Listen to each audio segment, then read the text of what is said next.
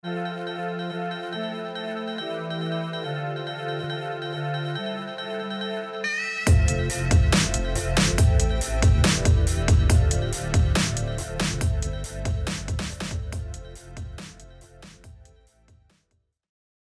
and welcome to Almost 30 Podcast. I'm so glad you're here. If you've been with me for a while, if you've been rocking with Almost 30 for years now, you know me. It's your girl, Krista. I've been with you for a lot of years, actually, since 2016. So Lindsay and I, my best friend and co-host, we started Almost 30 in 2016 when podcasts were not that cool. And we built the business from the ground up. We were working full-time jobs. It was long and grueling, but it's all worth it. And I'm so grateful. I feel so lucky that I can come to you every single week through your ears to share what's percolating in my life, to share my teachings, to share what I'm learning, to share what I'm experiencing, and also to connect. I really, really am grateful to be a part of your life. And I love what we do here at Almost 30. We are not a podcast for people that are just almost 30. Lindsay and I are both over the hill. We are over 30. And we like to talk about conversations related to self-development, healing, wellness, psychology. And we have courses and programs. We have my signature Life Edit program, which is to bring conscious awareness to all areas of your life. We have Sacredness of Being Single program. We have our membership, which is such a beautiful opportunity to connect with like-hearted people, to go deeper on the topics that we discuss on the show, and to really just explore things like astrology, human design, manifestation, nature, spirituality. It's the place that I wish I would have had during my Saturn return and during my awakening. So we created it. It's super special. All of that is available at almost30.com. And this episode, I feel like right now I am feeling moved by the Holy Spirit, let me tell you. And this is a solo episode that I really wanted to bring through after doing a community call with our members. So we do solo episodes on the podcast. So I will dive deep on something. Lindsay will dive deep on something. And then we also have our amazing interviews with amazing guests. But my solo episodes, I really like to bring through teachings and just things that I'm really noodling on or processing. And this was something that feels super relevant and pertinent, and something I'm super jazzed by. I just got off a membership call, and normally I should probably be taking the day off. It's a Saturday. But I was like, I feel so much energy around this. I feel like my body is alive after doing so much somatic work together around the concept of pleasure. And pleasure being a way for us as humans, and especially for empaths and people that are highly intuitive and sensitive and in touch and are very feminine, to bring awareness to this sensory sensitivity, to awareness to pleasure, to attune to pleasure, to use it as a method and way to be more in touch with our bodies, to be more in touch with what we want, to be more present, and to create a life that we love, to create a life that feels more balanced, that feels more nourishing, that feels like the beautiful experiences and ways that we feel when we have pleasure. And firstly, we cannot have a conversation about pleasure as prayer if we do not talk about what comes up for us when we hear the word pleasure. Even when I say it that way, what do you guys think? If I'm like, pleasure, gotta laugh. As someone that grew up in a conservative Catholic upbringing, I grew up in a small town in Ohio, and when I hear the word pleasure, I hear shame, bad, always related to sex, and something that should be like done behind closed doors. So my connection to pleasure and the way that I see pleasure is in sort of a negative way. And I'm curious what comes up for you. This is an invitation for you to be in your own discovery about what comes up when you think about the word pleasure, and sort of how you see the word pleasure. But for me, it was a negative thing.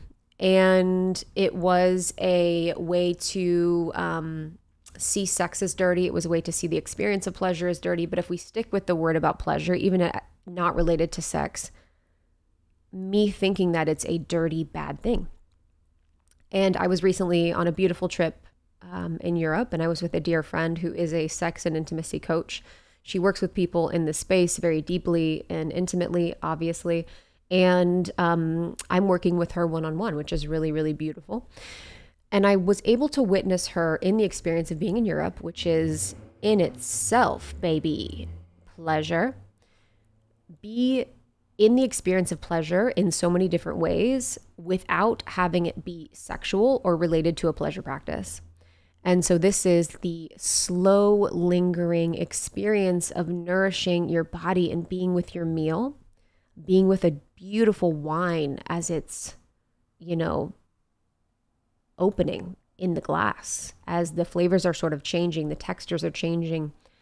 This is the experience of feeling like a really nice fabric on your body. This is an experience of feeling the sun on your skin, the earth underneath you, someone touching your arm, of making deep, intimate eye contact. This is the experience of the senses.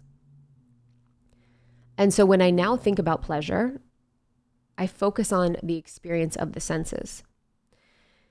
And if we were to bring in, parts work through internal family systems, which is a method of study that I really love, what I like to think about is being with both parts of me and how they see pleasure. So when I talked about earlier, there's a part of me that sees pleasure as bad, as gross, as dirty. That is a part of me. And then there's also a part of me that sees pleasure as really beautiful, as really feminine, as really present, as like the lingering sensation. And how can I really love, honor, and accept both parts? So how can I acknowledge the part of me that sees it as bad, as shameful? Maybe journal on that, maybe explore that, maybe get to know that part, see what that part has to say. And then how can I also be with the part of me that's like, pleasure is something that I have a divine right to. Pleasure is something that I should always have access to. Pleasure is my birthright. Pleasure is this really beautiful act of receiving.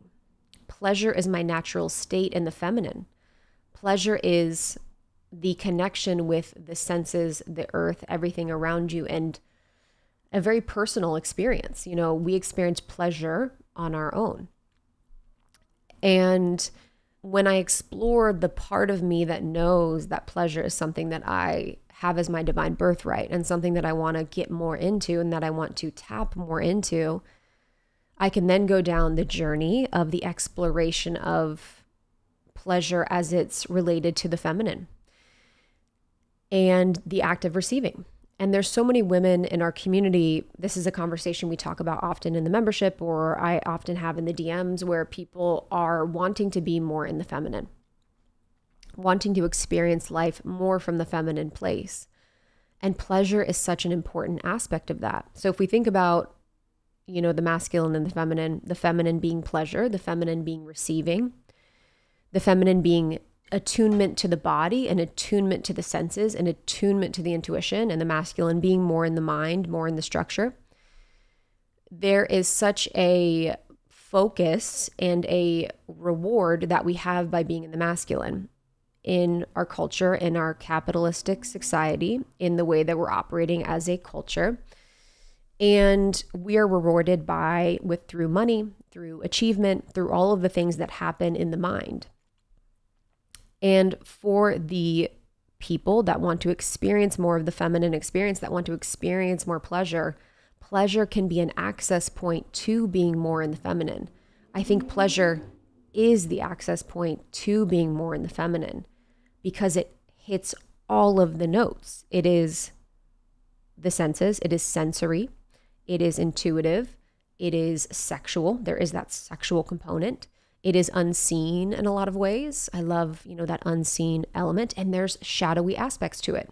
So the feminine is also the darkness. There is that dark part of the feminine. The feminine is the moon. It is out at night. It is the subconscious. It is the unseen.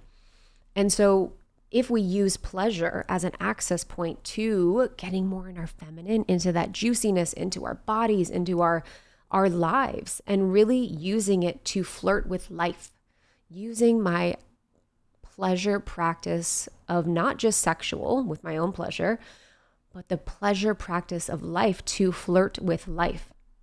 And when people ask me, they're like, girl, are you dating? What's going on with your dating life? Because your girl is newly single. I say I'm flirting with life, honey. I am flirting with life. And that's all they need to know, because y'all want tea all the time. That's a whole nother podcast. Everyone wants the tea. But I just say I'm flirting with life because that really is my desire, to be so present and in touch that I can actually just be in my body and in the movement of life. And a lot of my work in the past, couple years has been more moving into my feminine and moving more into my body. And for me, that's not always so much me thinking about with my mind. I need to be more in my feminine. I need to be more, in what I understand as the feminine. And it is bad that I'm in the masculine. It's not for me about that, because I don't want to say the masculine is bad. It's bad that I'm in the masculine. The masculine is all of these things, because that's not really, when we're talking about the masculine, that feels uncomfortable. It's not, the issue is the lack of balance, and the issue is the way that we have distorted the masculine, in a lot of ways. So my goal when I'm seeking to be more in my feminine is really to be more in touch with my body, to be more attuned to my intuition, to be more attuned to my senses, and to really tap in and leverage my sensitivities and my empathic gifts in a way that can support me instead of be harmful to me. So for anyone that's listening that's highly sensitive, that's an empath, that feels a lot, that feels that deep connection to the unseen world. I'm someone that identifies as an empath, someone that's very sensitive, and I have been my whole life. I've done a lot of podcasts on empath work. If you want to listen to those, you can search empath almost 30. And a lot of my work was really reclaiming that word, because I actually saw that word as shameful. I actually saw empath as disempowered, as like kind of annoying. Like I was like, oh God, you're just complaining all the time about being sensitive. But then I realized how I was actually unconsciously caught up in my sensitivities, and it was running my life without me being aware of it. So now working with my sensitivities in a way that can actually be really beautiful and powerful, where my sensitivities and my attunement and my awareness and my ability to tap into the sensory experience is now my gift. So that means that I am more intuitive, I am more in tuned, I am more compassionate, I'm able to hold space without being absorbed, I'm able to recognize what's mine and what someone else's. I'm able to actually be more present than ever before. Because before I was being run by my subconscious, I was being run by experiences that I wasn't aware of, and now I can be consciously aware of the experience that my body is having, experience that my mind is interpreting it as, and then I can move in a way that is sovereign, in a way that is honoring to the person that I am. Because as sensitive people, as sensitive beings, as empaths, you are very impacted by sensory overwhelm. Lights are hard for you. When I worked in the corporate world, the fluorescent lights were honestly make me, like when I think about it, I want to shrivel. I think about the shriveling flower or like a shriveling lizard. They just killed me. And then it's the smells, if you live in a city, the sights, if something is really bright, if something is really overwhelming, if something is really grotesque. The sensory experience of someone that's highly sensitive, because the electromagnetic field, you have much more access to interpretation and understanding of the electromagnetic field around you, can be very overwhelming. So sensitive people, empaths, get very much overwhelmed by sensory experiences. So how can we turn that sensory overwhelm and the awareness of the sensory overwhelm into something that's really beautiful? Throughout my entire pregnancy, I have never gone to the doctor, given a pee sample, and gotten a result of dehydrated. I have been hydrated my entire pregnancy, and I'm not surprised, but also kind of surprised and proud of myself, because it was not long ago that I was chronically dehydrated all the time. I was a fitness instructor for a while. I really never got on the train of being properly hydrated until I found Element. So if but Element is a super delicious electrolyte drink mix with everything you need and nothing you don't. It does not have any sugar, which is great, but it has salt, it has potassium, it has magnesium. There's no artificial ingredients, no gluten, no fillers, nothing like that. And it's formulated to help anyone with their electrolyte needs. Electrolytes are so important for functions in the body, including the conduction of nerve impulses, hormonal regulation, nutrient absorption, and fluid balance. It can prevent and eliminate headaches, muscle cramps, fatigue, sleepiness, and other common symptoms of electrolyte deficiency. And being hydrated in pregnancy is so important. So important. And so I'm really proud that I have maintained my hydration using Element. So I'll have probably 2 full Element packets every single day. I put it into a 40-ounce water container and I will drink throughout the day. So I have 2 of those with Element. It's a really nice ratio to dilute. So if you're someone who's like, ooh, this tastes too salty, just add more water and it will taste amazing. I also started doing like crushed ice with it. It's just so delicious. My favorite flavors are raspberry, watermelon, and the citrus flavor. I cannot recommend it enough. So if you are someone who is experiencing headaches or sleepiness, muscle cramps, fatigue, try hydrating properly with Element. Okay, a coffee might not be the answer. I realize that. Right now, Element is offering our listeners a free sample pack with any order. That's 8 single-serving packets free with any Element order. This is a great way to try all 8 flavors or share Element with a salty friend. It's really, really great. I love the sample pack. Don't sleep on the chocolate flavor. That's all I'm going to say. Get yours at drinklmnt.com/almost30. This deal is only available through this link. So you must go to drinklmnt.com/almost30. That's drinklmnt.com/almost30. Listening to Almost 30, you've probably heard us talk about how important it is to prioritize sleep. Sleep is one of the most important parts of a health and wellness routine. It impacts my mental health. It impacts my relationships. It impacts how I feel in my body, how productive I am at work.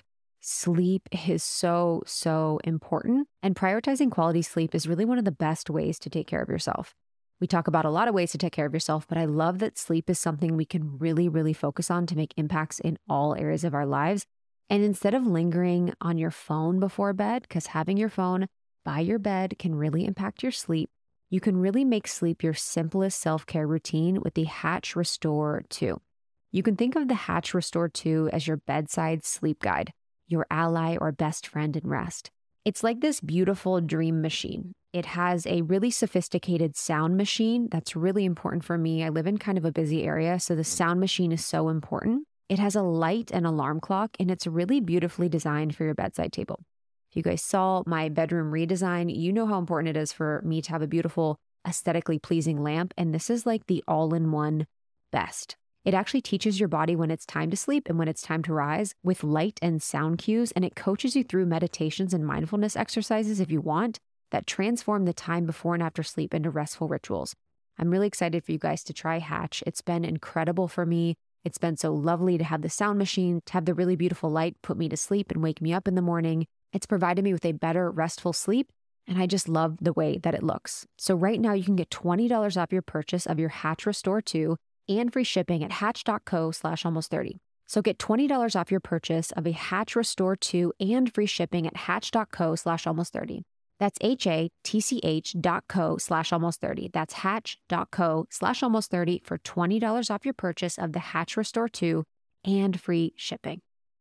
And when we bring awareness to our sensory sensitivity, maybe we have, maybe our body is this beautiful attuned instrument that we feel.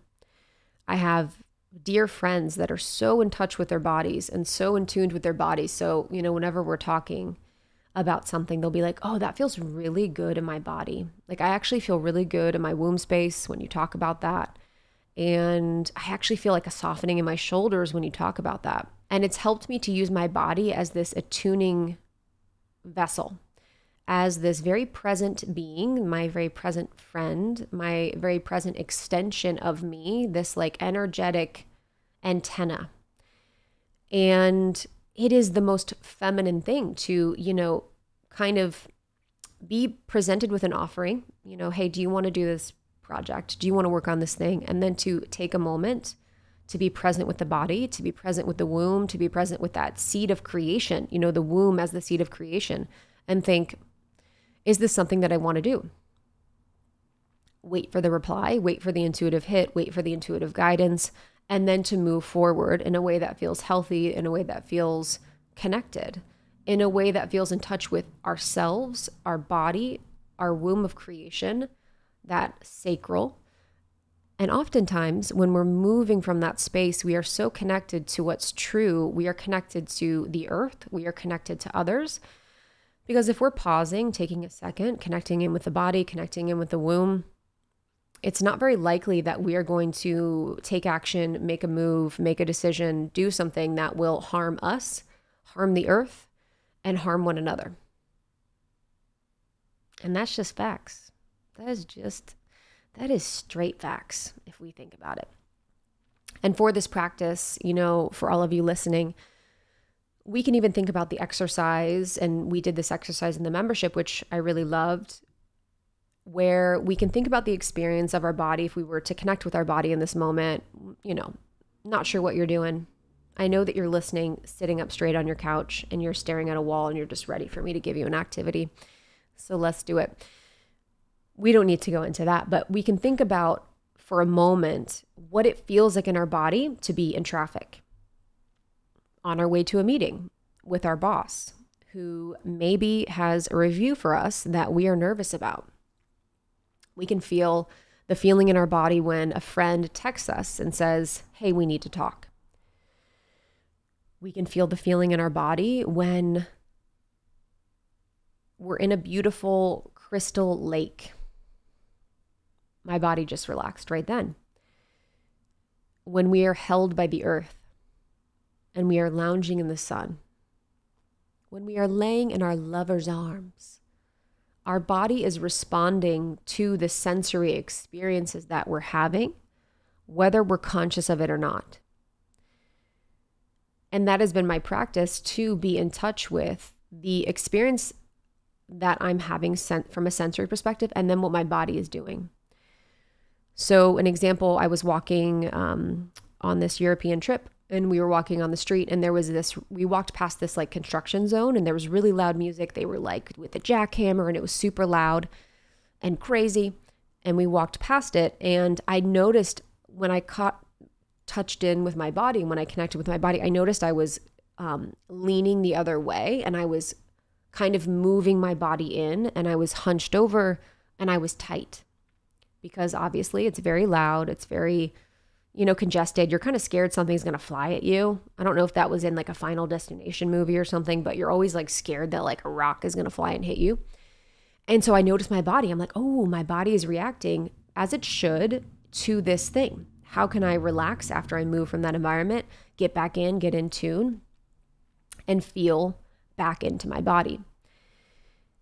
And I also noticed we were out getting drinks and, doing our thing. And I noticed that sometimes when men would come up to the group, I would, freeze, and I would just like tighten up. And I'm like, ooh, me being conscious and sovereign and able to say no and able to move or able to leave or able to, do my thing as like a full-blown adult. How can I really work with that feeling and get back to being comfortable and sovereign in my body? Because what's happening is that my brain is running an old program of not feeling safe in my body around a man that approaches. And so an act for me is, softening, because I have the sovereignty now and I have the awareness that that experience is not going to happen because I'm in control of how we interact and engage. So being sensitive to the body, being in touch with the body, and really shifting to use the body as this really beautiful electromagnetic antenna. And we can also think about the experience. And I think, as a collective and as a group, we can think about this as we listen. What is the experience in our body when we're around someone that we love? A friend that's super nourishing and loving and kind and open and makes us feel really good. Feels really good in our body. Feels really good for our energy. Feels really nice. feels fluid, feels all the things. And we can have, the opposite experience with someone that doesn't feel good for us.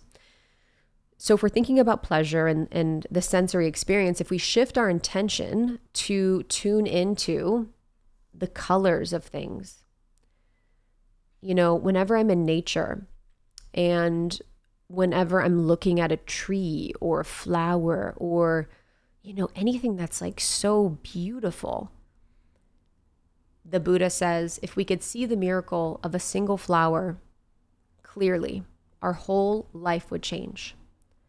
If we could see the miracle of a single flower clearly, our whole life would change. When we tune into the bright pink of a flower or the purple or the yellow or the oranges or like a beautiful fabric or a peacock or our cats, I'm always going to bring it back to cats, or someone's skin, whatever it is, when we tune into the colors, we can just have this really beautiful, almost psychedelic experience sometimes. When we tune into scents, how beautiful are, someone we love, how beautiful they smell, how beautiful a meal smells, how beautiful birds sound. There's research that birds chirping actually has proven to make people happy for up to 8 hours. And the chirping of birds is almost more effective than 432 hertz. So you can listen to birds chirping every morning and you will be much happier. Our friend Mel Robbins has shared that on her podcast before, which I really, really loved that research. So sounds. The impact of music when you're highly sensitive or an empath is incredible. I mean, you can just, leave your body almost. So the sensitivity to sounds and finding pleasure in like sounds, how beautiful it is to hear music or the symphony or Christian rock or rap or whatever it is that you really love. And then tastes. I think when we think about pleasure, we can oftentimes think about taste and how impactful taste can be for pleasure because it's in the mouth. And it can sometimes be like seen as sexual, but there is such a pleasureful experience of eating really good food. And what I love about this is that when we think about pleasure in food and the senses, it's not overeating. It's not eating without awareness. It's not binging. It's not unconscious eating. It's not eating food that we know is going to make us feel bad. It's actually the most present conscious experience of eating possible, because we are so aware of the taste of the food that we want to be with it. There's the belief that if you really love food, that you're going to, some people who overeat, this was probably me at some point, could be me now, who knows, but have this, I really love food. That's why I overeat. I fucking love food. And I have overeaten in my life. And there's also the thought that if I really love something, I'm going to savor it and be present with it and enjoy it and slow down. And oftentimes it's like, it's not because we love it. It's because we want to check out. It's because we love the numbing effect it has for us. It's because we love how it supports us in a dopamine hit, but then mixed with cortisol, which is giving us a reward plus a stress. And that's where we get really addicted to it. So it's the reward plus stress in our body, the dopamine and cortisol that food can have that can really just not be supportive of living a life that we want. So when we come back to using our senses, using our body as this instrument to be in connection with our body, and when we really bring awareness and intention and calling in pleasure, we can set the mood for a really beautiful reality that's like so deeply rich and feminine and loving and magnetic and a right for all of us and deserved for all of us. And when we think about the difference between pleasure and happiness, pleasure is something that we feel with our body, and it's something that can be felt alone. And we can feel pleasure through self-pleasure. We can feel pleasure with food, with being in nature, the senses, all of those things that I mentioned. And happiness is so often in the head. So happiness is like our neck up. I feel happy. We usually feel happy when we're in connection, in community. It is more so just having dopamine on its own when we feel happy. And then pleasure is more of the serotonin. So how are we really thinking about happiness as something that we chase oftentimes, something that is fleeting, something that we know we seek, but we know that we cannot have all the time. And then happiness is also oftentimes in our mind seen as something that we do the if-then type of thought.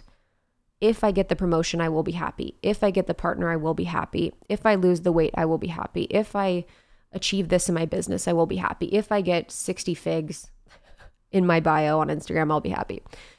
All of the things. Happiness can be related to things in the future, things that we're not experiencing in the moment, things that we're putting off, because it is in the mind, because it's something that we create with the mind. It can also be lost and confused with the ego. I have been getting a lot of questions about my prenatal routine, and I wanted to shout out Ritual. So the Ritual Essential Prenatal is awesome. Okay, first of all, it has a minty or citrus essence in every bottle, so you can choose, but it honestly has made taking pills during pregnancy so much more enjoyable, and I'm not nauseous. So if you're someone who takes pills and you're like, oh God, the taste, the smell, not with Ritual. It is just a delight. But this is a high quality formulation, the Essential Prenatal, with nature identified choline, super important, clinically studied methylated folate to support the baby's neural tube development before and during pregnancy. It contains 350 milligrams of vegan, sustainably sourced omega-3 DHA. So this supports the baby's brain development during pregnancy. I just think it is the full package. I've loved taking the Essential Prenatal. I also wanted to shout out the Ritual multivitamins. Y'all, if you are someone who's like, I need to start a multivitamin, you are not alone. These are 100% made traceable with high quality key ingredients in clean, bioavailable forms. So you can really trust what you're putting in your body here with Ritual. And they have delayed release capsules that are designed to dissolve later in the small intestines, which is an ideal place to absorb nutrients. I'm just such a fan. So if you're someone that's looking for a prenatal or just looking for a multi, try Ritual. We're not striving for perfection here, okay? We really want to ground ourselves in incredible, healthy supplementation, really set ourselves up for great health and success here, okay? Visit ritual.com/almost30 to start Ritual, or add Essential for women 18 plus or prenatal to your subscription today. Ritual.com/almost30. You're going to get 30% off your first month. That's ritual.com/almost30 for 30% off your first month to start Ritual, or add Essential for women 18 plus or prenatal to your subscription today. This episode is brought to you by IQ Bar. I have always been on a mission to find a great snack bar, and I found it. Found it, baby. Krista and I love these things. We bring them with us everywhere, when we're on the go, when we're traveling, when we go to studio, in between meals, before and after workouts. They are so delicious. My favorite is the banana nut. I also love the almond butter chip, the lemon blueberry. They have a bunch of different flavors that you are going to just die for. I recently got the ultimate sampler pack. So I got the IQ bars, the IQ mix sticks, and the IQ Joe sticks. So wanted to shout out those IQ Joe sticks. They are just incredible. So these are basically functional coffee. It's a jitter-free instant coffee packet with 200 milligrams of natural caffeine, mood-boosting magnesium, and productivity-enhancing lion's mane. I do not get jittery with this at all. They have it in original black coffee, vanilla spice, cafe mocha, toasted hazelnut. It's so freaking good. I'll mix it with a little protein, like a little collagen, hot water, and it is like, I love it so freaking much. You are going to die for this sampler pack. You get to try all of the IQ Bar products that are gluten-free, dairy-free, soy-free, and contain no GMOs or artificial sweeteners. They are plant-based protein bars, so they're super high quality. All the ingredients you can read and pronounce, and you're going to love. So refuel smarter with IQ Bar's Ultimate Sampler Pack. That's 7 IQ bars, 4 IQ mix sticks, and 4 IQ Joe sticks. And now our special podcast listeners get 20% off all IQ Bar products plus get free shipping. To get your 20% off, just text ALMOST to 64,000. That's ALMOST, ALMOST, to 64000. Get your discount. Text ALMOST to 64,000. The ego can create things or keep us from happiness by creating all the hoops that we have to jump through to get there. And what I love about pleasure is that the ego cannot be where we are in presence. So if we are present in our body and we are relaxed and we are experiencing all the five senses, the ego has nowhere to go. And it's so much harder for the ego to get caught up in the experience of pleasure than it is in the mind. Because we know that with the mind, it's like, I want to be happy. I want to be happy. And you're like, rah. And we're usually not present in the body when we're thinking about happiness. But if we're using the body and the antenna and our sensitivity and our pleasure and our feminine and our womb space to determine how we are interacting with life and using pleasure as our guide, pleasure as our prayer, then the ego has nowhere to go. And the ego has no say, because within presence, the ego cannot lie. And when we think about pleasure as the guide for our desires and the guide for what we want from our life and the way that we want to be, and especially as feminine beings, we can think about pleasure as receiving. And for so many of us, if we were to go back to our thoughts around the masculine and the feminine, so many of you I know are over-functioning, overproducing, in relationships where you are holding the whole container, you are the only one reaching out, you are the only one, holding space, you are the only one being there for them, probably doing the most at work, just doing all of it. Putting a lot of energy externally, putting a lot of energy out into the world, doing a lot of things, going a lot of places, always having your schedule busy, always kind of on to the next thing, the next course, the next program, the next list, the next thing. And that is so much energy externally. What I really love about pleasure in the feminine is thinking about how we can be in receiver mode. How can we be in that mode of receivership? And when we bring in pleasure and the senses, if I am in pleasure with my senses, say I'm laying outside in a beautiful park in nature, I am receiving from the sun pleasure that is being interpreted through my body. I am receiving from the earth pleasure. I am receiving the beautiful sights of the trees, the sounds of the birds, the smell of the grass. All of these things I'm actually not having to do anything for. I actually had no action in receiving all of that beauty and all of that magic and all of that wonder. There might be some action if we think about self-pleasure and like masturbation. Obviously, you got to do your thing, but you are fully receiving the power and creativity and magic of that orgasm. You are receiving not only connection to your body and that beautiful portal, but you're receiving so much pleasure that you can really work through your body. A practice that I like to do within, a pleasure practice is really when you are orgasming or when orgasming happens is moving that energy through my entire chakra system.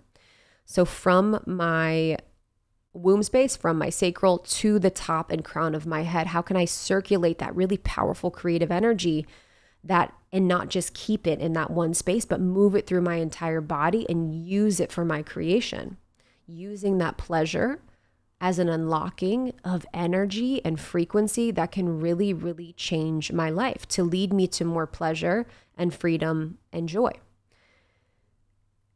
And when we think about, self-pleasure and the act of sex and pleasure, what's really helped me, something I wanted to mention that we've talked a lot about on the podcast is getting off of birth control. And this is kind of a left turn a little bit, I recognize, but I had to say that my connection to my body, my connection to my womb to sex, to the experience of like the primal nature of sex, and to my desire in sex after getting off birth control is so much greater. And it's something to think about. And I know so many of you are in your exploration of getting off birth control, of breaking up with birth control, of discovering your own natural bodily cycles.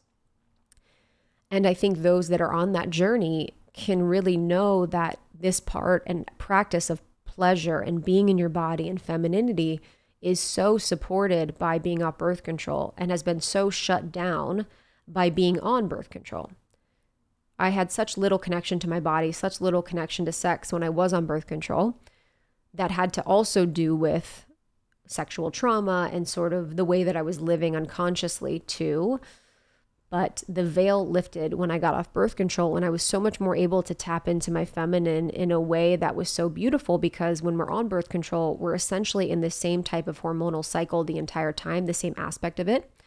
So when we get off of it and we re-regulate our body to the natural cycles of the earth and the moon, we can feel the waves of desire and of pleasure and of feeling and of presence. It's so incredibly beautiful. And so there can be a numbness that we can have, or an aversion to pleasure, or an aversion to being in touch with our body when we're on things like birth control, or when we're numbing in so many other ways. If we're numbing with food, with alcohol, with sex. And so how can we really be with this lingering beauty of pleasure and of our femininity and of receiving and of like the experience of being in this beautiful human body, not leaving the body, not ascending from the body, but being even deeper in the body, even deeper in this experience, because there's nothing more spiritual than being in the present moment, than being in this present experience here on earth. As painful as it may be for me sometimes, as a true alien who has seen my cosmic origins many times and knows that there's an aspect of me that is very off planet, feels the pain of being on this dense earth, I know that it's my work. And I know that it's my deepest gift. You know, it's such a gift in so many different ways to feel and experience and, you know, translate and all of these things. It's really, really magical when we think about it. So on the podcast, we will talk about topics like manifestation. We will talk about topics like visualization, meditation, personal limits. And we all have our own personal limits. We all have these things that are related to our ability to create abundance in our life or capacity to make change in our health, in our body, whatever it is. And we have this inability at times to stop recreating the same outcomes. You know, it feels like we are just kind of living in this cycle. Maybe we don't believe in ourselves. Maybe we have low self-worth. But when we kind of step beyond those limitations, then we can really live this like limitless, really beautiful life. And a lot of the podcast conversations are exploring what's possible there, kind of being with what's possible there, being with creation in that ways. And within the feeling of pleasure, if we are there in the present moment and we use pleasure, even the circulation of pleasure, of orgasm through our body as the prayer for what we want to create in our life, if we use sex magic and orgasm as this co-creating manifestation tool, if we use the pleasure and enjoyment of our five senses, of being in the body, of being here on earth, as our prayer for what we want to create in our lives, our prayer for what we want more of those really feel good embodied experience where we are in receivership of joy and of love. And we have the lingering experience of being hung up on one of our senses that we've been so lucky to tap into as humans on earth. There's such magic that can happen. And I've seen such beautiful things happen in my own life when I've been able to really get into my body and get into my femininity and focus on the experience of cultivating more pleasure. And not just from the dopamine hit perspective, but from the experience of being more present, tuning into my empath gifts, being more feminine, and being more in touch with what really is. It's such a beautiful thing. The other day, I didn't have time to go to the grocery store and I was like, shoot, okay, what am I going to do? And then I remembered that I have a freezer stocked with Daily Harvest, and I'm just so thankful If you know us, you know we've been on the Daily Harvest bandwagon for years. I am absolutely obsessed with their smoothies and harvest bowls and flatbreads and their soups. They have so much more. And it's just made eating healthy so fast and easy. And I love that I'm not wasting food. So this lives in your freezer. These fruits and vegetables are frozen at peak freshness. So when you put them in the smoothie or you cook them up quickly in a pan, everything just tastes so incredibly fresh. The other night, I sauteed the sweet potato and wild rice hash bowl. Sometimes I'll eat these bowls just themselves. Sometimes I'll add like my own protein. It's just the best. It has made like cooking for myself and my husband so easy. And as I said, I love their smoothies. Two of my favorites are the avocado and greens and the mint and cacao. I will just mix these with a little bit of water and or milk and add a protein of my choice. I don't always, but sometimes I'll add a little protein, and they're just so thick and delicious. And I know you're going to love them. So as I said, they have smoothies, flatbreads, harvest bowls, harvest bakes, grain soups, forager bowls, bites, lattes, and milk. They have like milk alternatives. It's really, really cool. They have an almond milk, almond and vanilla, and an oat milk. So if you are someone who is really wanting to maintain a healthy eating habit for breakfast, lunch, and dinner, but don't have the time and get really frustrated when you have like fresh stuff in your fridge and it goes bad because you're not staying on top of it, Daily Harvest is for you. And I'm really excited because for our listeners, eating delicious, nourishing, and easy to prep meals has never been easier. dailyharvest.com/almost30 will get you $65 off your first box, which is so major. That's dailyharvest.com/almost30 for up to $65 off your first box. dailyharvest.com/almost30. And so my invitation for you in following to this is to find a way to get into your pleasure today, whether that is through self-pleasure. You take a little afternoon, maybe you're taking a bath. I'm not going to limit your experience, but there's a lot of options. Maybe it is enjoying a meal slowly with no distractions, smelling the smells, tasting the tastes, feeling the textures. Maybe it's going outside and allowing nature to nourish you, to give you pleasure, the pleasureful feeling of the sun on our skin. Maybe it's the pleasureful experience of your morning beverage, how it smells, how it tastes.